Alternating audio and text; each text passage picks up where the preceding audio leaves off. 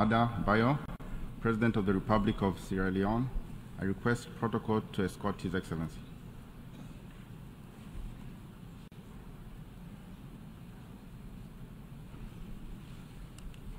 On behalf of the General Assembly, I have the honor to welcome His Excellency Julius Maada Bio, President of the Republic of Sierra Leone, and to invite him to address the Assembly.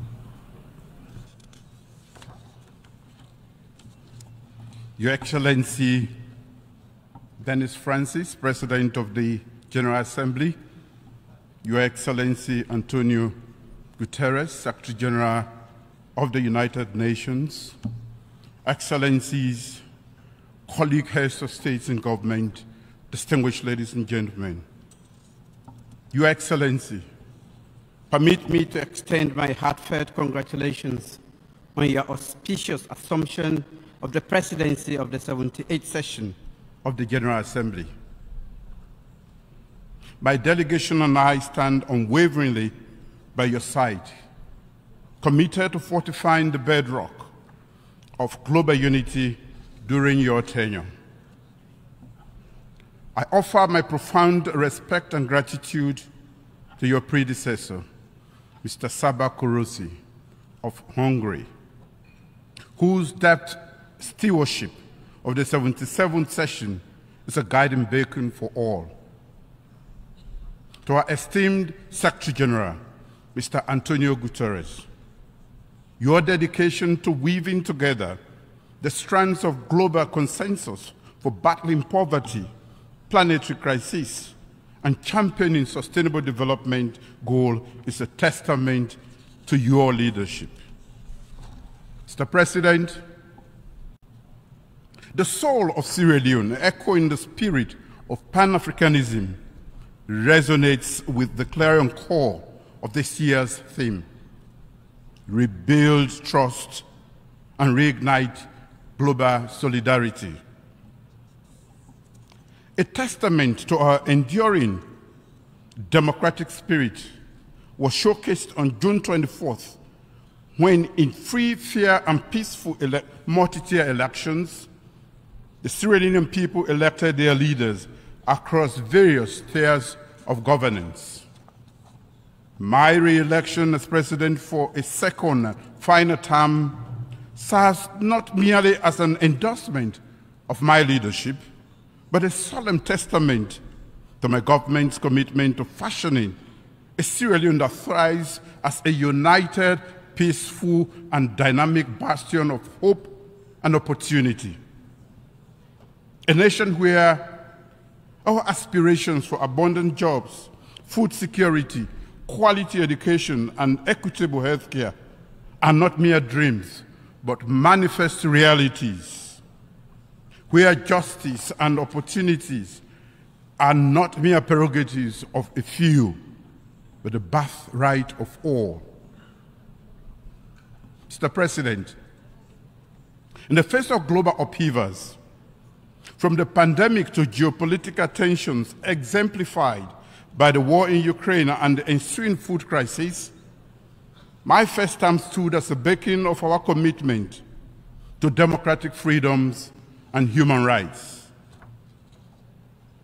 We rooted out the unpleasant legacies of the past, repealing antiquated laws such as the seditious libel statute that lingered for half a century.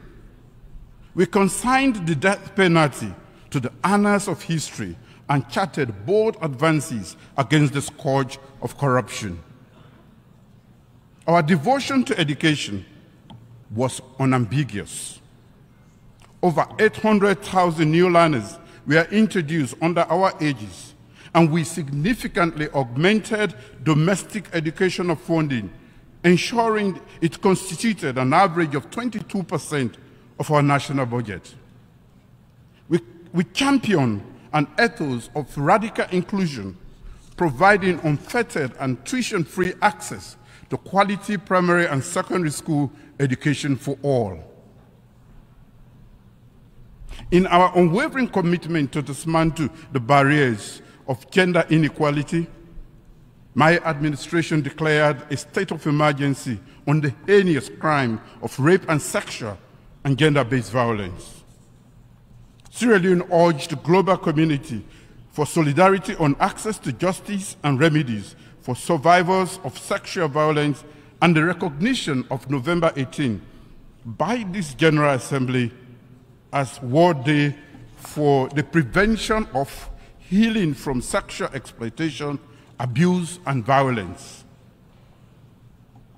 Our Gender Equality and Women's Empowerment Act of 2022 shows our commitment to equality.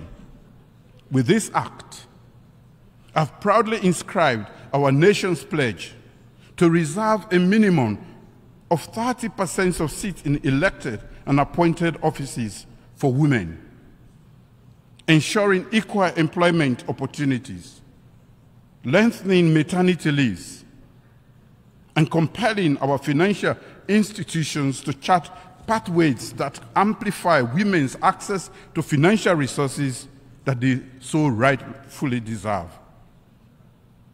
As I step into my second term, Mr. President, my government has carved out 5 pillars that guide our national development trajectory to spur sustainable development and social progress.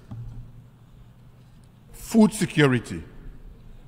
1, food security, intertwined with investment in agriculture, is poised to not just to feed our nation, but to fuel job creation, propel economic growth, and alleviate the weight of poverty. 2, human capital development, meticulously crafted for the modern era with a special lens for gender equality. 3, youth employment scheme. This promises our younger generation that their energy, passion, and ambition will find fertile ground in Sierra Leone. 4, cutting-edge technology and infrastructure program. This is conceptualized to pave sustainable pathways of economic ascent. And a thorough revamp of public service architecture, refining its essence for utmost efficiency, professionalism, and service delivery. SDGs towards peace, prosperity, progress, and sustainability for all. Mr. President, 78 years ago, the United Nations was born from the profound understanding that peace, development, and human rights are inextricably intertwined. Each element nourishes the other, creating an equilibrium essential for global harmony. As we stand at this juncture, let us remember that the noble ambitions enshrined in the Charter of the United Nations to foster international cooperation, to confront and surmount challenges, be they economic, social, cultural, or humanitarian in nature. It is in unity and shared purpose that the promise of a brighter, just, and peaceful world is realized. The resonant theme of this General Assembly, therefore, opens a horizon of possibilities, beckoning us to harmoniously forge ahead in the shared pursuit of accelerating actions on the 2030 Agenda and its sustainable development goals towards peace, prosperity, progress, and enduring sustainability for all. Our world faces formidable challenges: widespread poverty, persistent hunger, the looming shadow of climate change, and the unsettling presence of sustained and emerging conflicts. To honor our 2030 Agenda for Sustainable Development commitments, member states of the United Nations must rekindle the fires of trust and galvanize a renaissance of global solidarity. Trust requires a harmonious rise from genuine, open conversations. True dialogue requires that everyone at the negotiating table must be ready to seek and find common ground.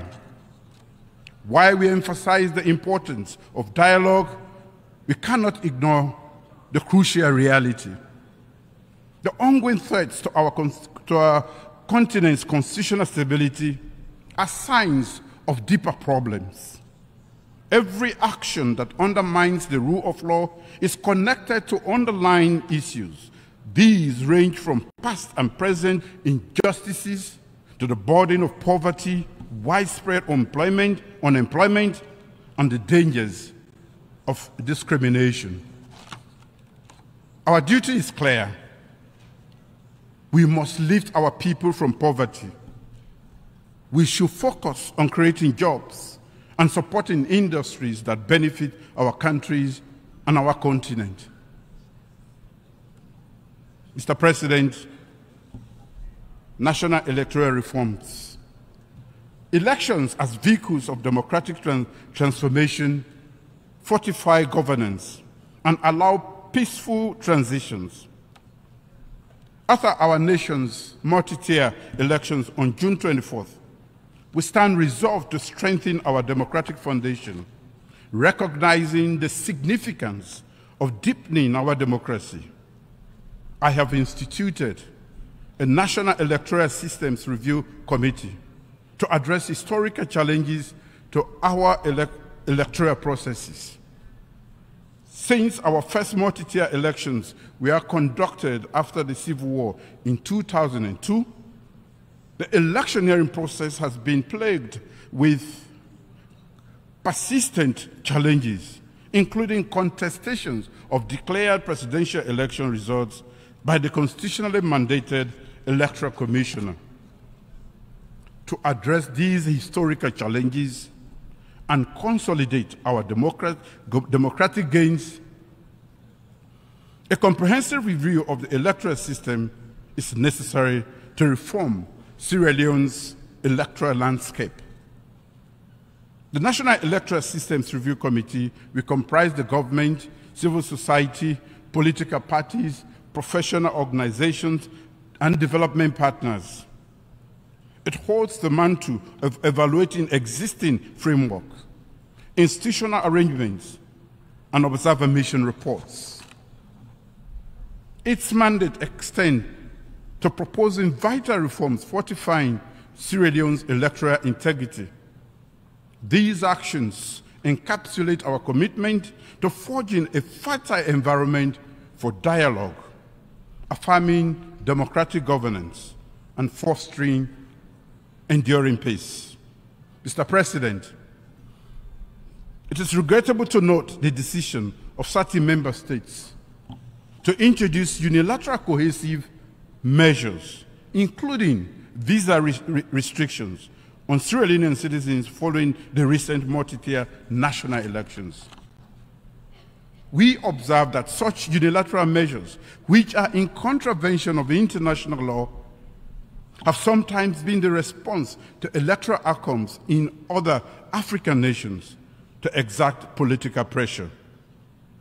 As members of the international rules-based community, African states strive for sovereignty and meaningful cooperation based on mutual respect and understanding. In democratic processes, every democracy faces unique challenges. However, the essence of sovereignty, as contained in the UN Charter, is the ability of member states to address and resolve internal matters independently and without external pressure. In our engagement on the international stage, we hope for understanding and mutual respect, especially on important issues like national elections. Constructive dialogue and open channels of communication should be the pillars of our global interaction and not punitive, unilateral, cohesive measures that do not further the entrenchment of democracy, but instead strain relations between nations. Sierra Leone remains steadfast in its commitment to free, fair, and credible elections alongside our dedication to the rule of law. We believe that democratic progress is a journey, and its pace varies from one nation to another. We respect the individual paths countries have taken in their quest for democracy and anticipate the same level of understanding and respect for ours. We aspire to nurture relationships rooted in solidarity, cooperation, and mutual respect, all directed towards a shared global future. United Nations Security Tenure. As Sierra Leone takes its non-permanent seat at the United Nations Security for the 2024-2025 term after a hiatus of 53 years, we are deeply aware of our shared duty to uphold international peace and security. The profound nexus between peace, development, and human rights will be the beacon guiding our priorities. We stand poised, resolute, and committed to forging a world where these ideas are not mere aspirations, but enduring realities for all. Sierra Leone fully subscribes to the ideas of multilateralism as a tool for global peace and security. Our vision is to serve as the vital conduit linking the ECOWAS community of the West African states, the African Union, and the nations in focus with the Security Council. As we yearn for tranquility and justice, we pledge our commitment to collaborate with the 5 permanent members of the Security Council and as part of the 10 elected members and the 3 African representatives. Reform of the UN Security Council. Mr. President, Sierra Leone recognizes the pressing issue of Security Council's legitimacy, equitable representation, and transparency. In a world reshaped by geopolitical realities, true global peace and security hinge on reforms and the rejuvenation of United Nations Security Council and the UN General Assembly. Joined by fellow United Nations member states, Sierra Leone committed at the 2005 World Summit to support reforms of the Security Council as essential elements of our overall effort to reform the United Nations, to make it more broadly representative, efficient, transparent, and thus to enhance further its effectiveness and the legitimacy and implementation of its decisions. While the discourse has seen forward movement, the historical injustices endured by the African continent remain unresolved at the intergovernmental negotiations. Africa, glaringly, stands alone as the only region without permanent representation within the Security Council and is conspicuously unrepresented in its non-permanent category. The United Nations security remains trapped in the era of 1945, when much of Africa was still in the regrettable grip of colonialism. We must not allow this colonial ethos to persist 3/4 of a century later. Africa demands for 2 permanent seats, complete with commensurate rights, including the veto, is maintained, if maintained, and 5 non-permanent seats are issues of equity, justice, and our right to have an equal say in the decision-making on issues that affect the African region.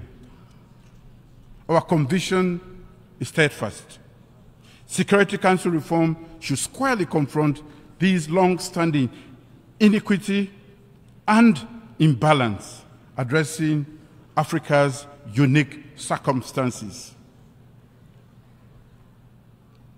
As the coordinator of the African Committee of 10 Heads of State and Government on the reform of the United Nations Security Council, Sierra Leone will continue to advocate and garner support among member states and other interest groups for the common African position as enshrined in the Leone Consensus and SAD Declaration.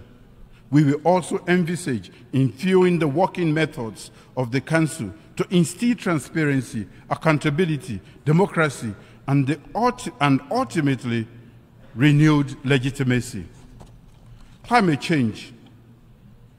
Mr. President, our collective pursuit of sustainable development confronts the triple planetary crises of pollution, climate change, and biodiversity loss. Despite contributing minimally to these crises, SierraLeone remains intensely vulnerable to their repercussion, a reality compounded by our limited capacity to cope. Our National Adaptation Plan, launched in 2018 as an embodiment of our commitment, designed to have our vulnerability by 2030, it underscores risk awareness, regulatory enhancement, institutional empowerment, and gender-responsive adaptation strategies. SierraLeone seeks equitable and timely access to climate financing. We request unfettered access to leverage new climate change adaptation and mitigation technologies and shared knowledge. Our salvation from the escalating climate change crisis lies in collective wisdom and concerted efforts. Global solidarity. In today's complex world, the urgent need to rebuild trust and strengthen global unity stands out.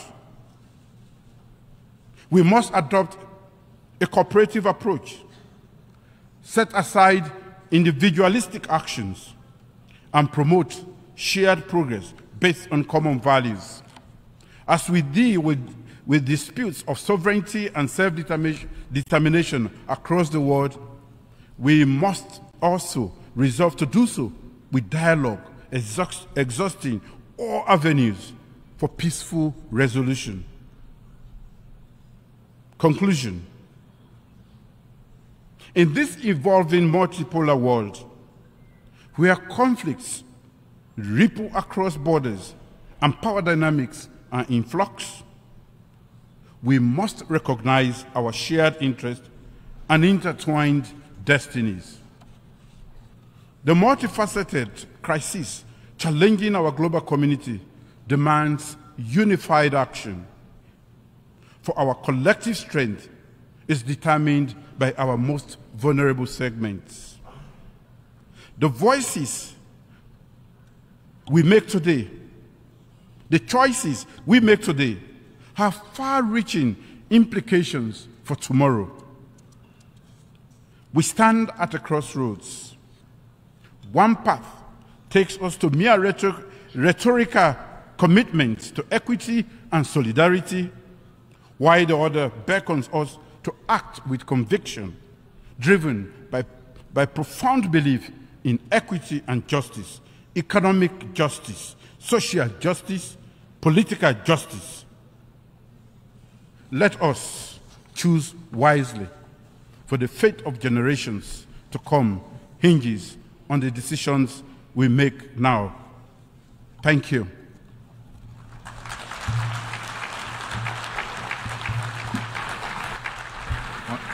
On behalf of the Assembly, I wish to thank the President of the Republic of Sierra Leone for the statement just made, and I request protocol to escort His Excellency.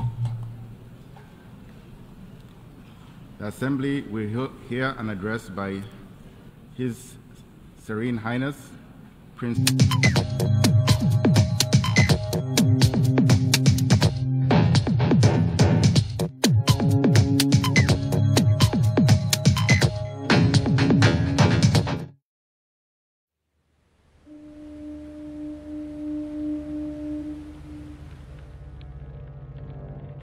A place cannot produce poems. It can only not prevent them. And Freetown is good at that, for Freetown has its own sudden